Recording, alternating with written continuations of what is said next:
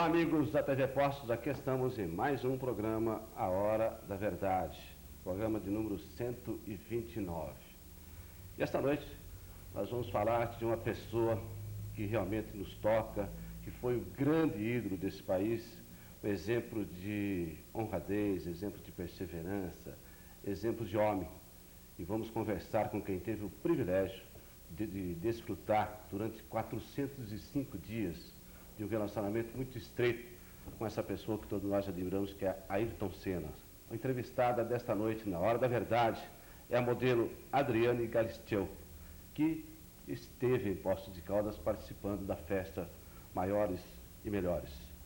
Conosco ainda, Edenil Melo de Brito, e também fazendo a sua estreia na Hora da Verdade, a repórter Érica Bento Gonçalves. Adriane, acho que a primeira pergunta é inevitável, né? Como é que começou o relacionamento seu com Ayrton Senna? Bom, eu conheci o Ayrton no Grande Prêmio do Brasil, em Interlagos, em 1993. Eu estava trabalhando para a Shell com mais 10 garotos da elite. E por acaso ali a gente trocou olhares, mas os dois estavam trabalhando, nada mais aconteceu. E ele ganhou aquela corrida, então teve uma festa em homenagem ao título do Ayrton. E eu fui no Lamelight, até o lugar onde eu lancei meu livro, em São Paulo. E nessa festa a gente conversou 10 minutos.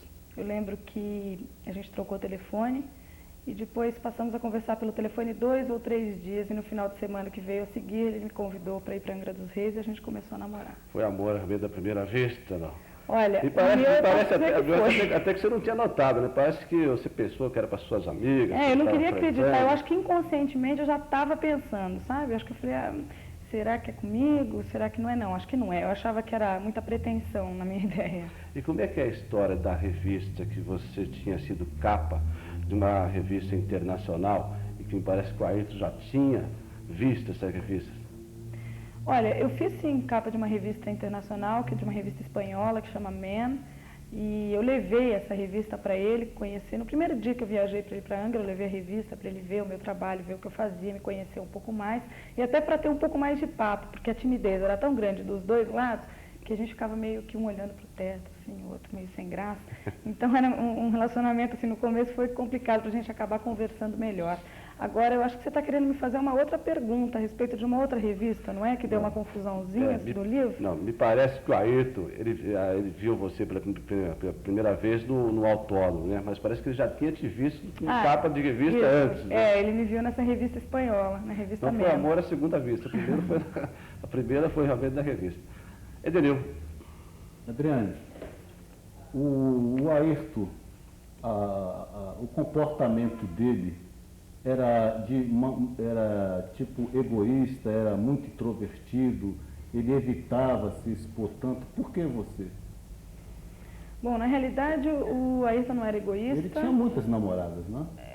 Comigo ele só teve, eu posso te garantir isso, que ele esteve comigo. Agora eu não sei do passado dele, né? Eu sei muito pouco sobre o passado. Eu acho que passado já tem um nome, passado.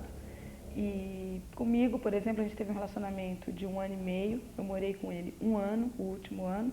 Namorei com ele meio ano antes. Estava dando confusão, porque quando ele estava, eu não estava. Quando eu estava trabalhando, ele estava disponível no Brasil e eu, por acaso, estava em Bahamas, vamos supor, gravando um comercial. E a gente sentou e decidiu, para melhor para os dois, eu parar de trabalhar e começar a seguir com ele a vida dele, viver a vida dele. Eu fiz com muito prazer, foi a época mais feliz da minha vida. Agora, um pouco da timidez dele era confundida com arrogância e não é bem assim. Na realidade, ele era uma pessoa de um caráter, de um coração de ouro.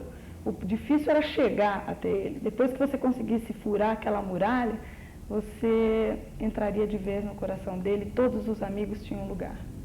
Agora, muitas pessoas comparam o teu relacionamento com uma história de Cinderela. Como é que você vê isso? Mais ou menos. Eu acho que um conto de fadas, na realidade, tem final feliz. O meu final não foi nem um pouco feliz, foi a minha época mais feliz. Eu sei que eu tenho 21 anos e que daqui a um tempo, se Deus quiser, eu vou voltar a ser feliz, mas não tanto. E eu te digo isso já com certeza. Eu sei que eu nunca mais vou ser a mesma Adriane. Agora, foi um boom na minha vida, entendeu? Foi uma mudança, foi uma bomba que estourou e acho que nunca mais eu vou voltar a ser tão feliz. Você abriu mão de muitas coisas na tua vida, né? Realmente abri. abria como eu disse para ele, a gente decidiu em conjunto, jamais ele chegou para mim e falou, Adriane, para de trabalhar porque eu não gosto do seu trabalho, jamais. E eu parei porque a gente decidiu assim, uma coisa em conjunto, e como tudo no meu relacionamento com ele era conversado e decidido a dois. Eu acho que isso que é o mais importante em qualquer tipo de relacionamento. Agora, eu vivi a vida dele, eu entrei um pouco mais no mundo da Fórmula 1, apesar desse mundo não me pertencer. Eu nunca fez na minha cabeça a corrida de Fórmula 1, eu nunca fui fã de Fórmula 1, isso é até engraçado para você ver, eu nunca de repente acompanhava, eu via a primeira volta, a do meio, a última volta, queria saber quem ganhou, eu nunca quis saber sobre detalhes. Quando eu estava ali, de repente eu me via torcendo para ele, antes de conhecer. No dia que eu conheci, no Grande Prêmio, eu até conto isso no livro, de repente eu me vi torcendo por ele, muito, como se fosse uma fã mesmo, de muitos anos, e isso para mim foi uma coisa de inconsciente. E depois, conversando com ele, comecei a namorar, comecei a entender um pouco mais sobre Fórmula 1. E hoje, eu posso te dizer, eu torço muito pelo Rubinho Barrichello, que é meu amigo, torço muito pelo Christian Fittipaldi, que também é meu amigo, torço para os meus amigos, para os amigos do Ayrton, que a gente fez na Fórmula 1, mas eu sei que esse mundo não me pertence mais. Adriane, como é que é ser namorada de um piloto que está na Fórmula 1? Qual é a sensação que você sente, por exemplo, quando o seu namorado vai entrar na corrida ali, sujeito a uma série de riscos, uma série de coisas? Como é que fica o coraçãozinho? Olha, veja bem, em primeiro lugar, eu separava muito bem o Ayrton Senna da Silva, tricampeão mundial, do Beco, apelido de infância. Então, eu tinha ele como um homem, como namorado, gostava dele como homem, gostava dele em casa. E quando chegava na pista, eu jamais entrava, sabe? Eu ficava muito no meu canto, olhando, sabia que aquilo era uma adrenalina para todo mundo, é uma adrenalina, se você for assistir, você sabe, desde o mecânico até o piloto, eles estão assim, super nervosos e só relaxam, acho que na hora que sentam no cockpit, porque aí estão fazendo uma coisa de coração, que é o que eles querem. Realmente eu nunca fiquei nervosa, isso é uma ignorância da minha parte, e hoje eu vejo isso. Jamais eu pensei que pudesse acontecer qualquer coisa com a Ayrton. Para mim, ele morreria de velhice. E ele, alguma vez, ele demonstrou ou conversou com você a respeito da possibilidade de acontecer um acidente mais grave? Ele tinha algum receio? Olha, a palavra morte era muito pouco falada entre a gente, ele detestava, eu também não gosto de falar. Eu acho que a gente sabe que vai acontecer com a gente. Agora tem aquela dúvida, quando, para onde, como, as pessoas podem falar, vai para um lugar muito melhor, tomara a Deus que seja assim, mas a gente não sabe, ninguém nunca voltou para falar. Eu acho que é uma dúvida, é um mistério que não cabe na nossa cabeça de humano aqui na Terra, eu acho que é uma coisa que não é para a gente saber, mas o Ayrton tinha muito medo de se machucar. Qualquer tipo de dor, em qualquer esporte que ele fazia, mesmo fora da Fórmula 1, na praia, andando de esqui, de jet ski, ele tomava um tombo, caía, ele ficava muito preocupado, já chamava uma massagista para ficar fazendo massagem, porque ele sabia que ele precisava do corpo para sentar e que era uma coisa super desgastante, que é a corrida, que eles perdem de 3 a 4 quilos numa corrida, e realmente a palavra morte, ele sabia que aquilo podia acontecer com ele, mas a gente nunca entrou em assuntos maiores e maiores detalhes, mas acho que se ele pudesse, isso eu falo num ponto de vista meu, é até um perigo eu falar uma coisa dessas, mas eu te falo pelo pouco que eu conheci, pelo muito que eu convivi, que se ele pudesse escolher uma morte para ele, seria exatamente essa. O desafio dele, a conquista do limite permanente que ele tinha, a gente sentia a vibração dele. Qual era o grande desafio dele, Adriane? O grande desafio dele era equivaler ao Fangio, penta, e acho que ele correu atrás do Tetra e o Brasil mostrou o Tetra de uma outra forma para os brasileiros que precisavam de uma alegria um pouquinho, não que isso mudou um pouco a dor do Ayrton, mas eu acho que o Brasil precisava de uma alegria. Foi muito bom o que o Brasil fez, agora o grande desafio dele é realmente equivaler ao Fangio, ele queria muito correr na Ferrari. Ele tinha essa preocupação de Brasil, essa falta de cidadania que a gente tem, enfim, ele tinha essa preocupação de Brasil? Ele tinha muito orgulho em levar a bandeira do Brasil na mão quando ele ganhava uma corrida. Era o maior orgulho do Ayrton. Ele falava para mim, Adriane, porque até em 95 eles estavam tentando colocar uma lei que seria proibido qualquer bandeira na última corrida, não poderia mais se acenar uma bandeira. Ele falou, olha, eu pago a multa que for, mas essa bandeira eu vou sempre carregar. Ele apostava no Brasil, até ele tinha negócios agora no Brasil, estava descobrindo um lado empresário dele, E ele estava descobrindo que, de repente, ele tinha um outro lado, que se por acaso acontecesse alguma coisa, que ele parasse de correr por qualquer motivo, apesar de ser a grande paixão da vida dele, mas eu tenho certeza que quando ele conseguisse, na cabeça dele, superar o que ele queria, que era equivaler ao Fangio, que seria lógico que ele ia equivaler, até com a Williams ou com outro carro qualquer, eu acho que com um carro pior ou melhor ele ia equivaler ao Fangio, e eu acho que o grande sonho dele era também esse lado empresário, que já estava começando e descobrindo que ele tinha um potencial muito forte em cima disso. Adriane, os brasileiros sempre viram Ayrton Senna como um imortal. Ele sofreu aqueles acidentes, levantava, chutava o carro, brigava. Como é que foi para você ver aquele acidente? Você imaginava que era tão grave assim? Adriane, vou só solicitar licença a você. Nós vamos ao intervalinho de 2 minutinhos e a gente volta depois com a modelo Adriane Galisteu, a última namorada de Ayrton Senna. Até já.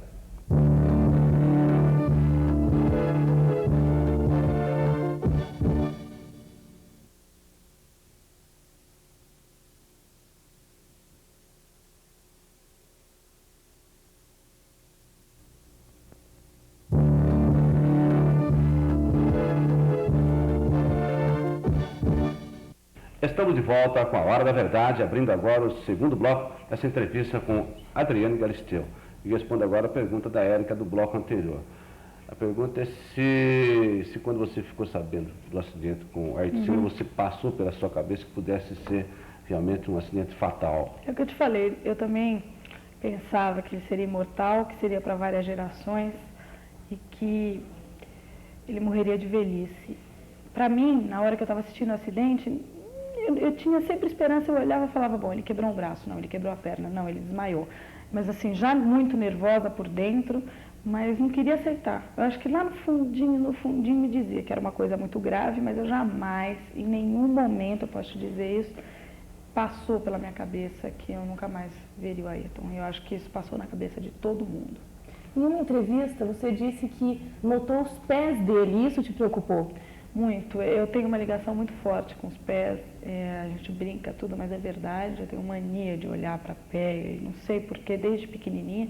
E quando, até a batida, a hora daquela demora, que para mim pareceu um século, aquelas pessoas em volta que chegavam perto e não chegavam ao mesmo tempo, davam 2 passos para frente, 2 passos para trás, aquilo tudo ia me dando um desespero, mas eu ia mantendo a calma, falando, não, alguma coisa tudo bem, ele deve estar quieto porque deve estar muito machucado, mas tudo bem, e ficava assim. Mas quando eu vi os pés dele, ele deitado no chão e aqueles pés parados, ali eu entrei em pânico. Dali para frente foi pânico até o dia do funeral, até hoje. E você acha que realmente ele faleceu na própria pista, Adriane?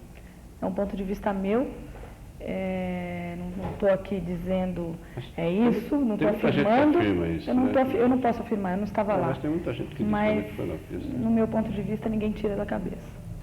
Adriane, o príncipe encantado, o pintor, e por coincidência era uma pessoa maravilhosa, né? Era um símbolo universal, o Ayrton. Foi amor mesmo essa coisa de arrumar as malas e ir embora atrás do Ayrton? Olha, como eu disse há pouco tempo, eu nunca fui uma pessoa de ser fã das pessoas. Eu não sou assim, eu gosto, tenho uma grande admiração, mas eu jamais fui aquela que, sabe, enlouquecia, tinha 1000 fotos, adorava ter um ídolo, que era o Ayrton, quando era pequena, ter outros ídolos, assistir pessoas na televisões. Sempre isso me chamou muita atenção, mas eu nunca fui fã. Realmente o Ayrton para mim era um ser humano, por isso que eu falo, eu não perdi um piloto. Eu vivo dizendo isso. Eu perdi um homem, eu perdi um amigo, eu perdi um ser humano, eu perdi meu namorado, meu marido, qualquer que seja o título que as pessoas vinculem, eu perdi muito. Eu perdi muito. E esse livro me fez levantar a cabeça e dar o primeiro passo, porque até então eu nem penteava o cabelo e achava que minha vida tinha acabado também. Essa pergunta até eu gostaria de fazer para você. Como é que era a Adriane antes e depois de Ayrton Senna? É o que eu disse, minha vida teve sempre um turbilhão, né? Desde o começo. Eu comecei a trabalhar muito cedo, com 9 anos, sempre tive muitos conhecidos, poucos amigos. Vim de uma família muito simples. E acho que depois que eu conheci o Ayrton, eu mudei, claro que mudei, a gente teve uma mudança. Eu emprestei para ele um lado jovem, um lado de uma garota simples, um lado de tudo natural, as coisas leves, que as coisas acontecessem naturalmente, que as coisas rolassem naturalmente. E ele me ensinou o lado da maturidade, o lado da privacidade, o lado do futuro que eu não pensava. Eu sei que a gente fez uma troca muito grande, eu sei que eu fiz muito bem para o Ayrton e sei que ele me fez muito bem, que eu fui muito feliz. E depois da tragédia, eu mudei demais, mas não perdi uma coisa, meu caráter e minha personalidade. Mas uma pergunta agora que naturalmente todo mundo está querendo saber. E a Xuxa? O Ayrton realmente chegou a ficar apaixonado pela Xuxa? Contava para você isso? É gozado essas perguntas porque é uma história que não me pertence. Eu não posso dizer uma coisa que não pertence a mim, não fui eu que vivi. Mas ele nunca falou nada para você? Não estava junto, eu não sei, é tão chato, eu não gosto muito de falar de coisas que eu não vi com os meus próprios olhos. Eu sim ouvi. Ouvi que o Ayrton gostou muito da Xuxa, que eles se gostaram, foi um namoro muito rápido. E namoraram há 3 anos atrás, eu acho, e não posso colocar palavras na boca de alguém, nem sentimentos no coração de alguém. Já que foi falado do nome da Xuxa, você disse agora há pouco que o fato de você ter largado a carreira foi um acordo de vocês dois. Mas por algum minuto passou na tua cabeça que isso seria o certo a fazer, já que em algumas entrevistas o Ayrton disse que o que separou ele da Xuxa foi que ela teria colocado em primeiro lugar a carreira dela. Eu nunca me comparei com ela, nem nunca comparei meu relacionamento com ele com o dela. Até porque é o que eu te falei, passado. O que é passado era passado. Se fosse para ficar do lado, eu acho que o que é do homem, o bicho não come. E eu sinto assim que as pessoas cobram muito um lado Xuxa, um lado que não é meu, entendeu? Eu jamais quis comparar o meu relacionamento com ele, até porque quando ele namorou com ela, eu não acompanhei o namoro. Eu fiquei sabendo pela boca dele depois. E é uma coisa muito distante, foi uma coisa muito passageira o meu. Realmente eu morei com a Ayrton. Fui a última namorada dele, quer queira, quer não, essa história me pertence. Você é a namoradinha hoje do mundo em termos de Ayrton Senna. E certamente você tem uma grande responsabilidade em honrar isso, até com uma certa viuvez, vamos dizer assim. As pessoas devem te olhar de certa forma. E sua responsabilidade por um novo relacionamento, como é que vai ser isso? Olha, esse é um rótulo que as pessoas me conhecem, por mais que não me conheçam pessoalmente, estão lendo meu livro, estão vendo a minha história. Eu tenho 21 anos. Hoje, eu penso assim, se você me perguntasse há 3 meses atrás, eu ia falar, realmente melhor eu não sair mais de casa, melhor eu não fazer nada. Eu estava muito atrapalhada e esse livro me ajudou a tomar várias atitudes que eu achava que eu não era capaz de tomar. E uma frase do Ayrton me veio muito na cabeça sempre quando eu estou fraquejando, que ele sempre falava, o fraco não vai a lugar nenhum. Ele falava muito para mim, entendeu? Ele falava, Adriane, fraco não vai a lugar nenhum, fraco não vai a lugar nenhum. Então eu fiquei com essa frase na cabeça e decidi então dar um passo na minha vida, que foi esse livro. Agora, esse livro tem uma ideia de primeiro passo para mim, levantar a cabeça. Esse livro é um presente para os fãs que amaram verdadeiramente o Ayrton, para quem amou verdadeiramente o Ayrton. E, ao mesmo tempo, tem uma história de ponto final, porque eu não posso viver eternamente de um passado, e sendo esse passado que me machuca demais.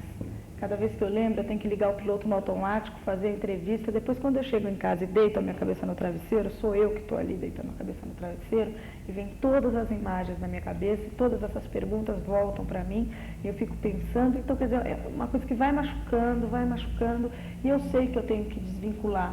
Não de mim isso vai ser eterno, eu sei que eu vou levar isso até o último dia da minha vida. Eu vou ter sim outros relacionamentos, eu sei que eu não vou ser tão feliz quanto, mas eu vou dedicar tudo de mim, mas o Ayrton sempre terá prioridade, até porque foi uma fatalidade, uma tragédia, e foi a época mais feliz da minha vida, foi um choque. Então, eu não tenho traumas, até voltei na curva de Tamburello, na Itália, fui para lá, fiz questão de olhar aquela curva, para entender um pouco mais e para tentar não ter traumas, que eu sempre fui uma pessoa que, apesar de ter perdido meu pai, perdido minha avó, perdido o Ayrton, que foram as pessoas que eu mais amei na minha vida, eu procuro não ter traumas. Eu tenho uma coisa dentro de mim que eu sei que existe, que é o bom humor, que é um lado muito, até isso que, sabe, que fez com que meu relacionamento com o Ayrton durasse, que a gente se dava super bem, e eu sei que ele existe, eu só não estou encontrando, mas mais cedo ou mais tarde eu vou encontrar e as pessoas vão entender. Adriane, por que o Caminho das Borboletas? Caminho das Borboletas é um título muito forte para mim, porque quando aconteceu o acidente, eu fui para uma fazenda em Campinas, no interior de São Paulo, que chama Fazenda Guariroba, do Dr. Antônio Carlos de Almeida Braga e da Luísa Almeida Braga. que me deram muita força, eles eram muito amigos do Ayrton, ficaram muito meus amigos e hoje não são mais meus amigos, são meus ídolos. Tudo de bom que puder me acontecer eu dedico para eles. E nessa fazenda tinha um lugar muito simples, um caminho de terra batida e que eu ia todo dia andar, falar sozinha. Na hora da minha loucura eu ia sempre nesse caminho. Esse caminho tem muita borboleta. Você vai andando, as borboletas vão batendo de encontro a você, é uma coisa mais linda que eu já vi na minha vida. E eu achei que aquele lugar foi muito especial para mim, por isso o nome é O Caminho das Borboletas. Fala um pouco do seu livro, né? 70 mil exemplares, né? Primeira edição. Primeira edição aqui no Brasil. Agora eu vou mostrar um outro livro aqui, que é a edição australiana. Por sinal, linda. Linda. É o mesmo texto, é o mesmo livro, só muda a encadernação, o papel, algumas fotos. E é ilustrado com várias fotos, capa dura, edição parece que 5 mil exemplares, né? Isso, é. Esse livro vai ser lançado em quantos países mais, Adriana? Bom, na realidade a gente tem intenção de lançá-lo no mundo todo, principalmente Japão, Itália, França, Alemanha, Inglaterra, Finlândia, Irlanda e por aí afora. Mas no Brasil vai ter sim uma outra encadernação também que deve estar saindo agora semana que vem, de capa dura com fotos, com o mesmo texto. Pouca coisa mais cara, porque esse livro foi um livro de banca com muita pressa, tinha que sair rápido, a coisa tinha que acontecer rápida. E a gente fez então a edição de 70 mil exemplares de banca, de primeira edição, estamos lançando mais 50 mil. É porque já está esgotada, graças a Deus. Edição, né? E esse livro de capa dura vai ser menos, acho que vai ter 20 mil exemplares.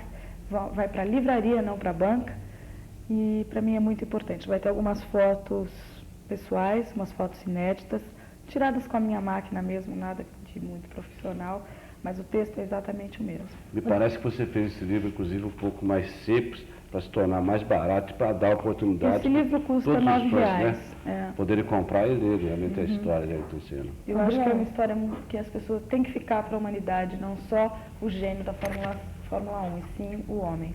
Quando você fala que lançou os livros, principalmente por causa dos fãs, a gente presume os fãs brasileiros principalmente, né? Por que você lançou em Adelaide e não no Brasil? Não só, porque quando eu estava 2 meses, os 2 meses que seguiram a tragédia, que eu fiquei nessa fazenda, eu recebi em base de 200 cartas por semana de todos os lugares do mundo, não só do Brasil.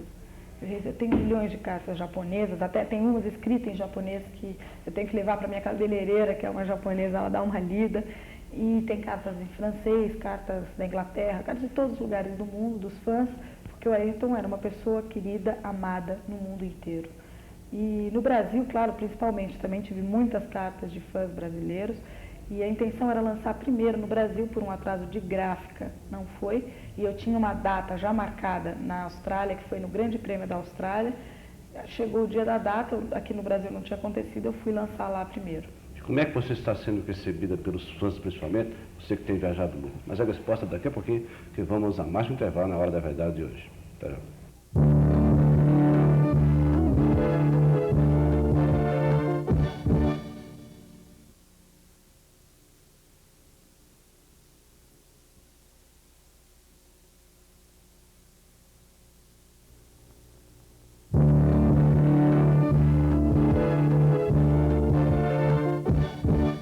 Seguimos com o Hora da Verdade desta noite, entrevistando Adriane Galisteu.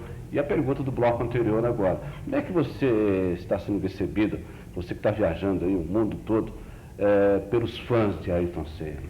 Olha, cada lugar que eu vou, eu me impressiono mais. É um carinho, é uma solidariedade, E eles me ajudam de uma tal maneira, eu não sei nem se isso passa pela cabeça das pessoas, se passa pela cabeça dos fãs, cada palavra que eu troco com alguém, ou cada carta que eu recebo, que eu leio todas, não importa o lugar, e mesmo que eu leia uma carta que me mandaram há 2 meses atrás, eu estou lendo hoje, mas eu leio todas, me ajuda muito. Cada vez é uma gotinha que vai juntando num copo, que para mim é muito importante. É muito importante e eu sinto que as pessoas têm vontade de chegar perto, de falar, de transferir isso um pouquinho para mim. Eu estou sentindo uma unha perto do que era para o Ayrton, mas é uma responsabilidade muito grande e eu sei exatamente de quem o Ayrton gostava e do que o Ayrton gostava. E isso eu vou seguir fielmente e eternamente. Adriane, você é quase que um pedaço do Ayrton para nós, mas tem algumas pessoas, e sobretudo algumas alas de imprensa negativa, que têm visto você com uma certa visão de oportunista. E essas pessoas, né, têm que verificar essa imagem que você, pelo menos que tem passado para nós aqui, até porque essa serenidade, essa forma com que você tem se comportado já é um sintoma muito positivo. Uma mulher jovem, né, com todo esse carisma já tranquilo. Então essa questão de oportunista, como é que você transa isso, esse conflito? O Ayrton não ia gostar disso, certamente. Olha, infelizmente, eu tenho escutado muito isso de algumas pessoas, ou então que vêm me perguntar o que eu acho. Essa pergunta acho que é meio inevitável.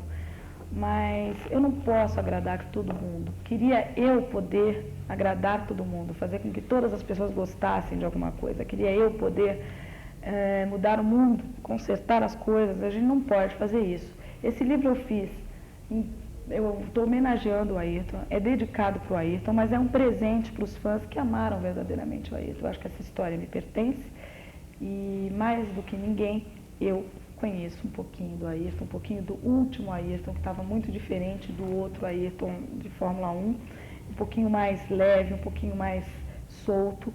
Eu sei que eu fiz muito bem e eu fui muito feliz. Então eu acho que por mais que as pessoas tentem, ninguém nunca vai poder me tirar isso.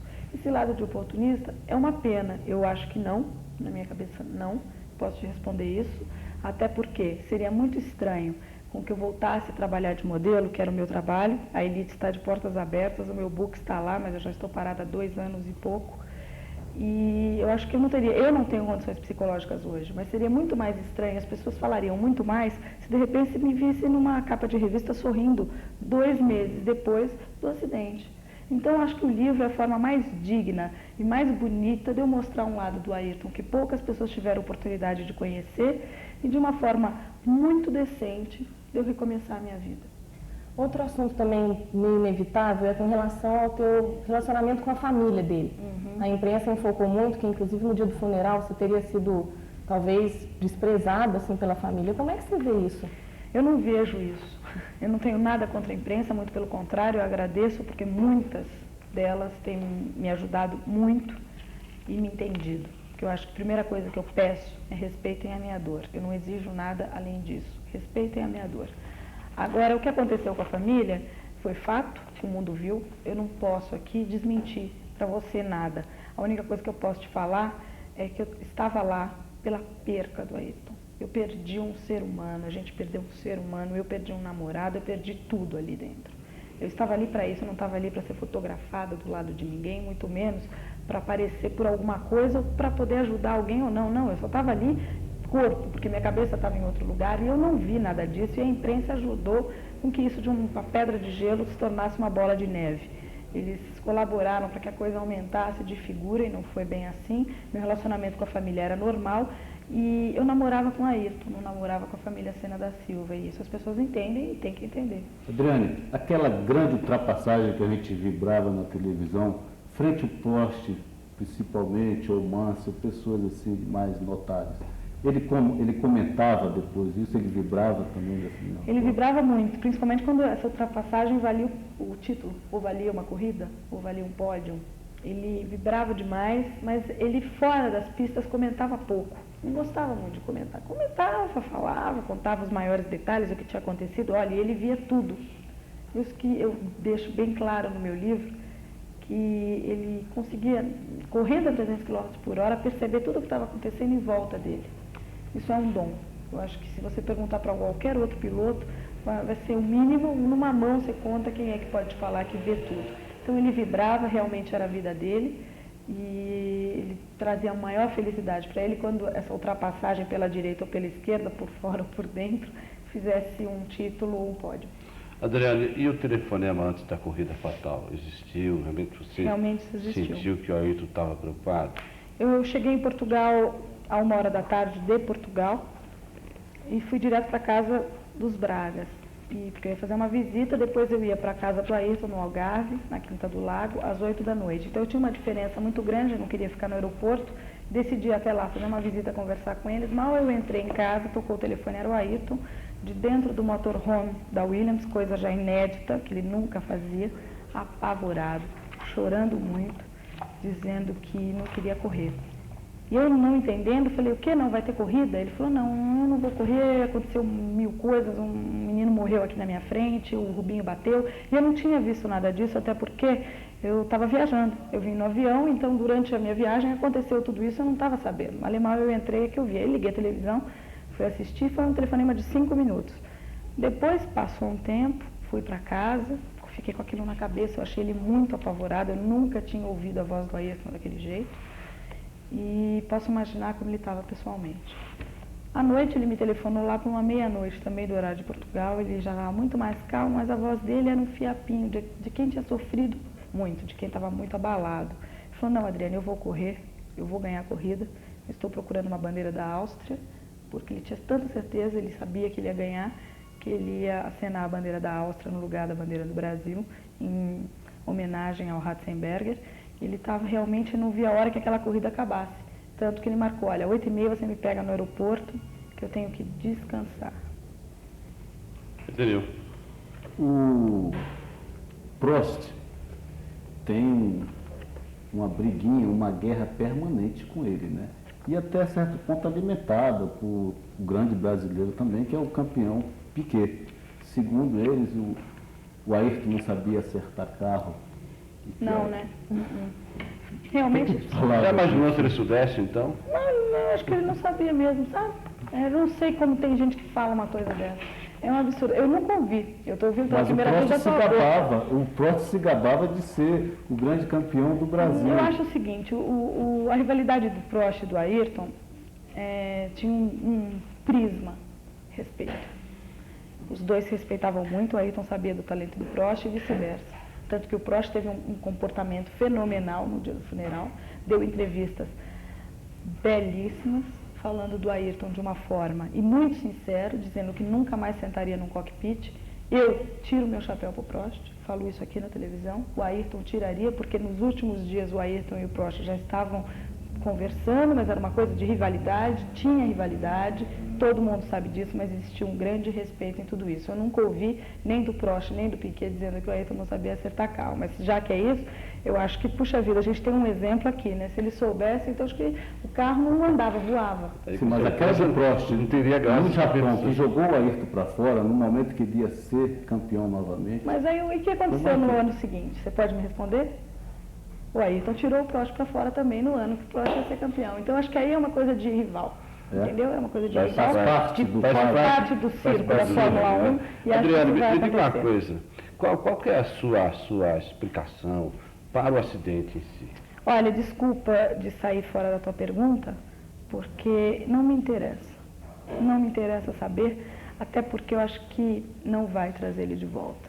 Eu acho que essa luta, tudo bem, tem pessoas que têm um interesse muito grande nisso, eu respeito, acho que principalmente a população quer exatamente saber, mas a Globo passou há pouco tempo um tape no ar, mostrando sobre a caixa preta, mostrando um pouquinho o que tinha acontecido, e de repente na hora cortou. Você sabe que naquela hora eu tinha a impressão que ia passar toda, eu saí correndo, eu estava assistindo na sala, eu saí correndo, eu não queria ver, porque é uma coisa que, sei lá, eu acho tão chocante, uma coisa que já foi uma fatalidade. O mundo sofreu. E eu acho que ficar revivendo isso, sabe? Eu acho que é tão estranho, porque se trouxesse ele de volta, eu não estaria escrevendo o livro. Eu estava lá, correndo atrás de todo mundo, querendo saber, já tinha descoberto, você pode ter certeza disso.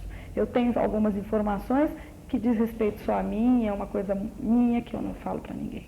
Adriane, não tem como negar que a tua vida é antes de Ayrton Senna e depois de Ayrton Senna. Você também se torna uma personalidade. Isso te preocupa, continuar mantendo essa imagem?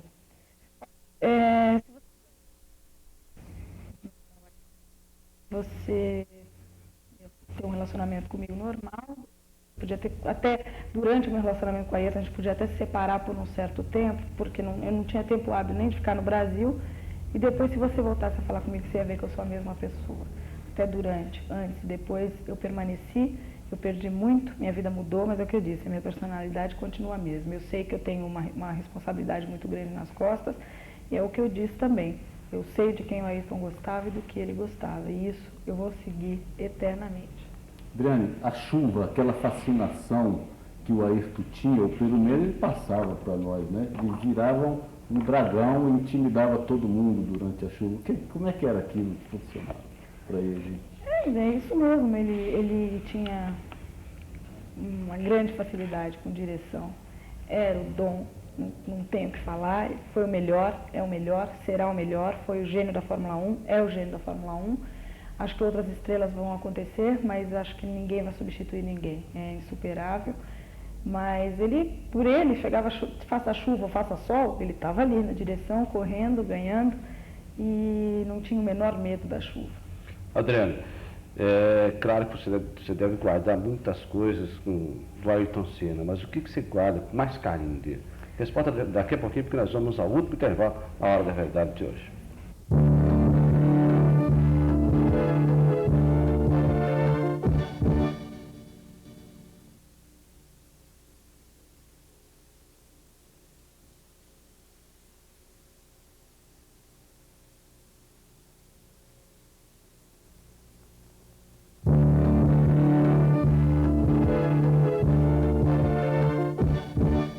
Estamos abrindo o quarto e último bloco dessa entrevista com Adriane Galisteu. E a pergunta do bloco anterior: o que você guarda com mais carinho do Ayrton Senna? Bom, é claro que eu tive presentes materiais, mas eu acho que essa minha história, o que eu vivi com ele, é o que vai ser eterno, vai permanecer, até porque as coisas materiais, por exemplo, eu estava em Lisboa escrevendo o livro, e no dia que eu acabei de escrever o livro, eu saí com o Dirlando Beirão, que foi a pessoa que escreveu o livro para mim, que é um jornalista que eu não podia ter escolhido uma pessoa melhor, com mais alguns amigas e amigos para comemorar. A gente saiu para jantar e eu fui assaltada e roubaram a minha bolsa, que justamente eu tinha ganhado do Ayrton.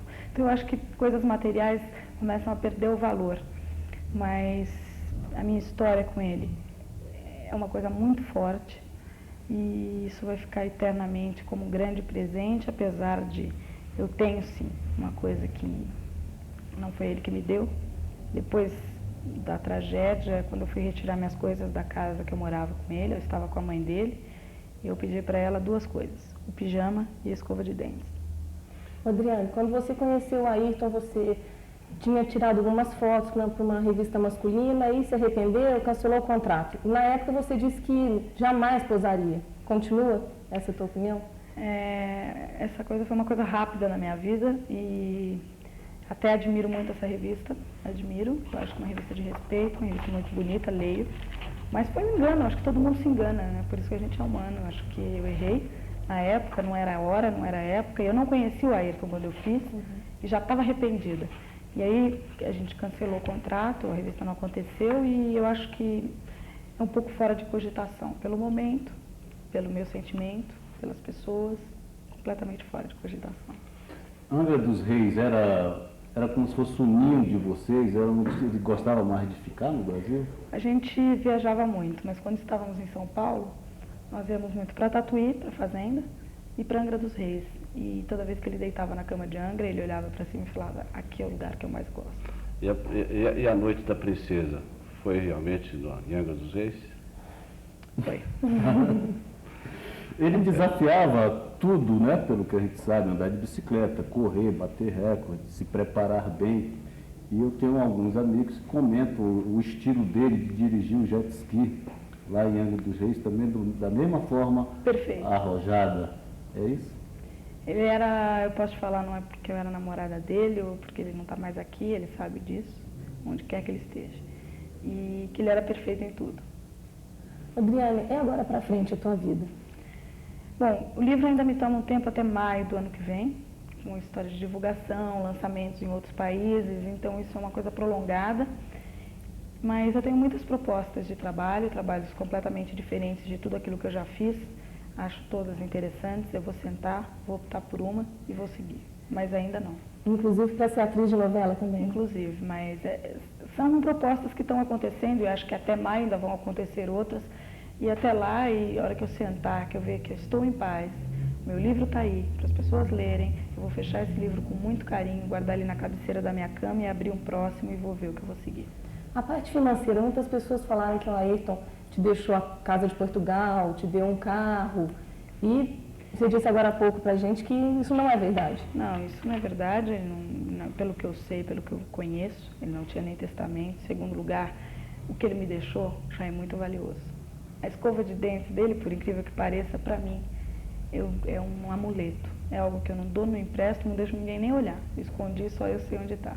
Adriane, quem seria o sucessor dele, assim, que ele projetava, hein? É o que eu falei, eu acho que sucessor a gente não pode se dizer essa palavra. Ele apostava em algumas pessoas, claro, ele tinha muitas amizades, torcia muito por algumas pessoas. Eu acho que é tão ruim esse rótulo de sucessor, até é complicado para o Rubinho, é complicado para patrocínio, é complicado para a Fórmula 1, porque estrela não cobre estrela. Acho que cada um tem o seu lugar. E o Ayrton foi um gênio, é um dom, foi um homem fenomenal no que fez e acho que é insuperável. Claro, o Rubinho é uma estrela, o Christian é outra estrela e acho que eles são novos, têm um futuro enorme pela frente, muita coisa pode acontecer e eu estou aqui fazendo figa e torcendo por eles. Adriane, você agora com essa notoriedade toda, naturalmente você tem sido requisitada para entrevista em todas as redes de televisão.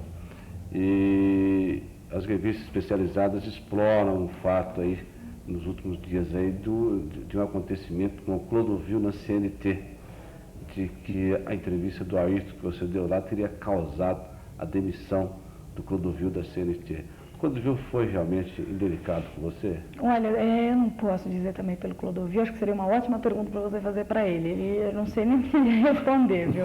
Mas a minha ida ao Clodovil foi muito importante, porque eu tinha uma dúvida muito grande sobre essa pessoa, queria saber qual era o ponto da verdade. Como ele sempre, ele falou muito durante a minha entrevista sobre que a verdade é subjetiva na televisão. Eu não tenho por que mentir, eu não tenho por que chegar na frente de uma câmera e mentir, é uma história que eu vivi e fui muito feliz. Então eu não tenho por que mentir, eu acho que é uma história, é idiotice falar, mas eu acho que isso não seria a causa, eu não fui a causa, acho que não é bem assim, seria uma gota d'água para o copo transbordar, mas... Ele já estava realmente na máquina de pênalti, né? Infelizmente, eu acho que a gente não precisa de uma pessoa de tanto talento. Fez bem para a televisão também, né? Sabe, eu não sei, eu vou te falar, eu acho que o Clodovil tem muito talento, ele é um ótimo costureiro. Como foi? A Ferrari era um sonho do Ayrton também? Era o grande sonho dele, ele sempre falou para mim isso sobre um dia eu corro no vermelhinho. Que na McLaren ele só sorria e de repente não. Na McLaren foi muito importante, acho que os 3 títulos mundiais foi com o motor Honda, foi McLaren. Ele deu 3 títulos e recebeu 3 títulos com a McLaren e acho que foi a grande história dele e acho que o vermelhinho era o Ayrton. Acho que quando ele entrou para o azulzinho, não querendo desmerecer, mas pela primeira vez na vida dele, na carreira dele, não marcou ponto, escuderia não marcou ponto, estava tudo muito esquisito, o carro estava muito difícil de dirigir, mas ele queria muito ir para a Williams, ele lutou muito para entrar na Williams e ele fez o que ele quis.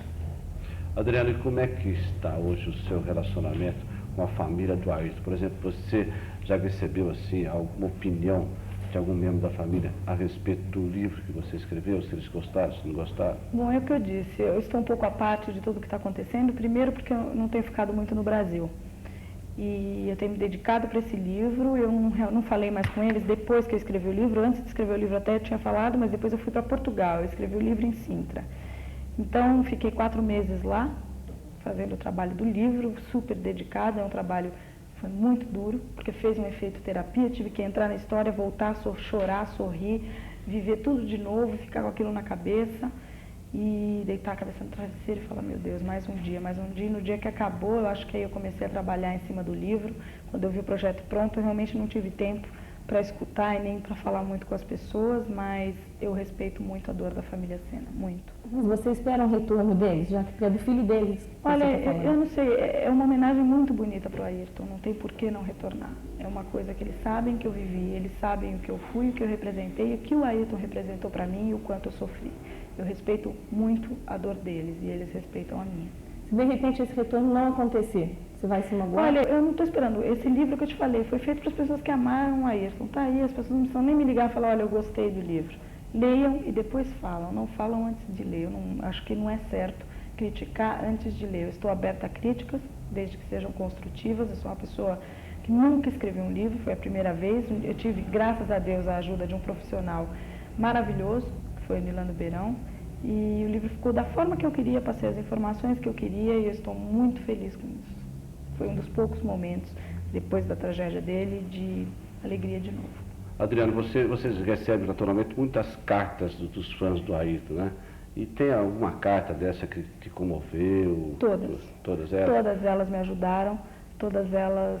Tem pessoas que me escrevem 5, 6 cartas e chegam a 5, 6 cartas. Sim, um dia uma, outro dia outra, e a semana inteira. Então eu já vou aproveitar, que depois todo mundo vai perguntar mesmo, se alguém quiser escrever carta para você, como que escreve? Qual o endereço tem que escrever para que a carta chegue às suas mãos? Você pode escrever para vários, tem gente que manda... Olha, por incrível que pareça, chega nas minhas mãos uma carta assim: para a namorada do melhor piloto do mundo. Você acredita? Eu chegava em Portugal com um envelope dessa forma. Sintra, Portugal. Sabia que eu estava em Portugal. Quando estava na Fazenda Guariroba, então Fazenda Guariroba, Adriane Galisteu, sem endereço, sem nada, essas cartas chegavam na minha mão, graças a Deus. Agora tem a editora Caras, que também pode mandar carta para lá, que foi a editora que fez o meu livro, e as pessoas sabem onde me encontrar, sim.